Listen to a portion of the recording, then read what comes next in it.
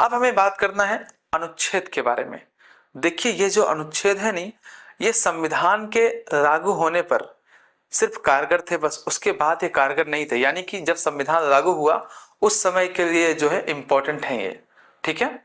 और वर्तमान में जो हमें नागरिकता वगैरह प्रोवाइड किया जाता है वो अनुच्छेद 11 के अंतर्गत संसद को पावर दिया गया है, वो जो है नागरिकता से संबंधित कोई भी नियम कानून बना सकता है। और इसी को ध्यान में रखते हुए संसद ने जो है 1955 में नागरिकता संशोधन अधिनियम 1955 बनाया था, नागरिकता अधिनियम 1955 बनाया था, जिसके अंतर्गत जो है बहुत सारे कानून वगैरह, बहुत सारे नियम वगैरह दिए गए हैं। देखिए आइए बात करते हैं अनुच्छेद 5 की। अनुच्छेद 5 जो है संविधान के प्रारंभ पर नागरिकता की बात करता है। यानी कि संविधान का जब प्रारंभ हुआ उस समय जो है कौन कौन से व्यक्ति जो है भारत के नागरिक बन सकते हैं। देखिए एक ऐसा व्यक्ति जिसके माता पिता या दादा दादी भारत में जन्मे हो। कौन? एक ऐसा व्यक्ति जिसके माता पिता या दादा दादी भारत में जन्मे हो, या उस व्यक्ति का जन्म खुद ही हुआ भारत में, या वो व्यक्ति जो है संविधान के लागू होने के 5 वर्ष पहले से भारत में रह रहा हो। कितने तरह के लोग? 3 तरह के। एक, भारत में जन्मा व्यक्ति। दूसरा, उसके माता पिता या दादा दादी में से कोई भी भारत में जन्मा हो। तीसरा, संविधान लागू होने से पूर्व कंटिन्यू 5 वर्षों तक वह जो है भारत में रहा हो। वो व्यक्ति क्या बन जाएगा? जन्म से जो है नागरिक बन जाएगा भारत का, ठीक है।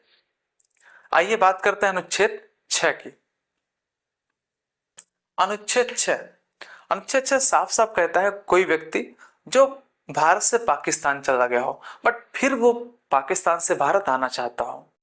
कोई व्यक्ति जो भारत से पाकिस्तान चला गया हो बट फिर वो जो है उसको वहां अच्छा नहीं लग रहा है और वो जो है वहां से फिर आना चाहता है भारत में, तो भारत का नागरिक बन जाएगा।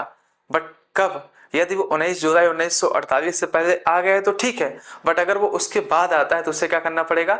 6 महीने क्या करना पड़ेगा? रुकना पड़ेगा, फिर उसको आवेदन करना पड़ेगा। यानी कि आवेदन करने से पूर्व उसे 6 महीने तक भारत में निवास करना जरूरी है। यही बात यहाँ लिखा है। पाकिस्तान से भारत आने वाले व्यक्तियों की नागरिकता के अधिकार। वे व्यक्ति जो 19 जुलाई 1948 तक या उससे पहले भारत आ गए हों वो भारतीय नागरिक होंगे, कोई दिक्कत नहीं है। बट ऐसे व्यक्ति जो उसके बाद आए हैं, वे व्यक्ति जो 19 जुलाई 1948 के बाद भारत में आए हों, उन्हें भारतीय नागरिकता के लिए आवेदन देना होगा और इसके लिए क्या करना पड़ेगा? 6 महीने तक भारत में निवास जरूरी है, ठीक है। ये पॉइंट आपको दिमाग में रखना है। आइए बात करते हैं नेक्स्ट अनुच्छेद की। नेक्स्ट अनुच्छेद है अनुच्छेद नंबर 7। अनुच्छेद 7 देखिए ये कहता है कोई व्यक्ति जो 1 मार्च 1947 के बाद भारत से पाकिस्तान चला गया हो बट फिर भी उसे जो है पाकिस्तान अच्छा ना लग रहा हो। भारत से पाकिस्तान चला गया हो बट पाकिस्तान उसे अच्छा फिर भी नहीं लग रहा है, तो वो भी जो है भारत आ सकता है। बट हाँ, उसे जो है 19 जुलाई 1948 से पहले आ गए तो ठीक है, बट अगर वो उसके बाद आता है तो उसे क्या करना पड़ेगा? 6 महीने तक उसे जो है निवास करना होगा। सेम बातें हैं यहाँ भी। 1 मार्च 1947 के बाद जो लोग भारत से पाकिस्तान चले गए हैं, अगर वे 19 जुलाई 1948 से पहले भारत वापस आ गए तो ठीक है, अगर तो वे भारतीय नागरिक होंगे, कोई दिक्कत नहीं है। बट उन्हें क्या करना पड़ेगा? रजिस्ट्रेशन से पूर्व क्या करना पड़ेगा? 6 महीने तक निवास करना होगा। कितने महीने तक? 6 माह तक भारत में रहना जरूरी है उनके लिए, ठीक है। यह है आपका अनुच्छेद 7। अब बात आती है अनुच्छेद 8 की।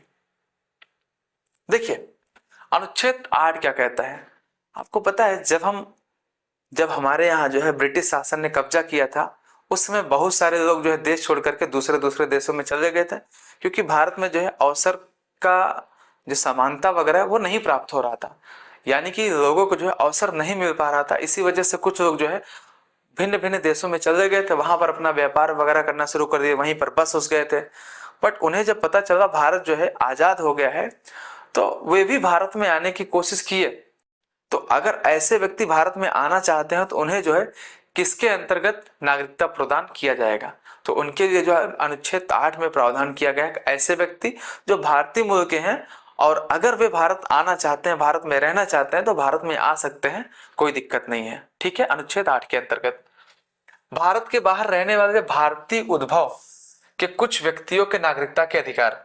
कोई व्यक्ति जिसके माता पिता में से कोई अथवा दादा दादी में से कोई भारत में जन्मा हो किंतु वह भारत के बाहर किसी अन्य देश में रह रहा हो तो उसे भारतीय नागरिक समझा जाएगा, बशर्ते उन्हें भारत के राजनयिक और काउंसलर प्रतिनिधि के द्वारा भारत के नागरिक के रूप में रजिस्टर्ड कराना होगा। सिंपल सी बात है, उन्हें यहाँ पे क्या कराना होगा, जो भारत के काउंसलर प्रतिनिधि वगैरह उनसे जो है रजिस्ट्रेशन वगैरह कराना होगा।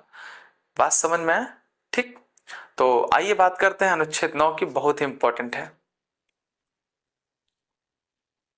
देखिए अनुच्छेद 9 साफ साफ कहता है यदि आप किसी अन्य देश की नागरिकता जो है अडॉप्ट कर लेते हैं तो आपकी नागरिकता ऑटोमेटिक समाप्त हो जाएगी।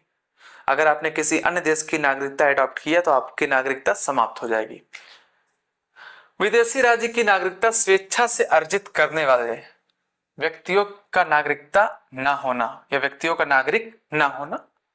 देखिए यहां पर लिखा यदि किसी व्यक्ति ने किसी विदेशी राज्य की नागरिकता स्वेच्छा से अर्जित कर ली है तो उसकी भारतीय नागरिकता स्वतः समाप्त हो जाएगी। वही बात है जो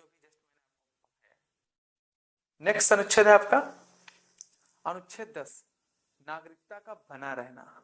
यानी कि कह रहा है आपका नागरिकता जो है कोई आसानी से जो है समाप्त नहीं कर सकता है। ठीक, नागरिकता आपका कंटिन्यू बना रहेगा। ये किसमें दिया गया, अनुच्छेद 10 में। यानी कि आप जो है भाई, सबसे बड़ी चीज क्या, अगर मेरे को यहाँ से जो है नागरिकता ही मेरी समाप्त कर दी जाएगी तो ये क्या हमारे लिए क्या है, सबसे दुखद बात है, मरने के समान हो जाएगा ये। बट हमें गारंटी दिया गया है क्या, नागरिकता का बना रहना, वहां पर किसमें, अनुच्छेद 10 में। ठीक है, नागरिकों के अधिकारों की निरंतरता, यानी कि नागरिकता का कंटिन्यू बना रहना।